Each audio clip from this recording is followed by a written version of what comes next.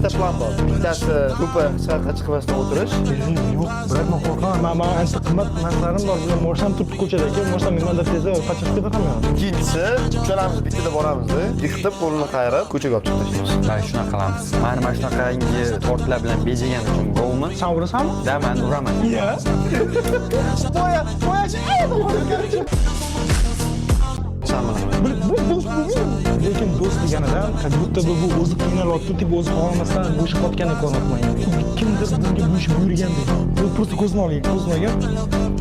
Men shaykuna emasman.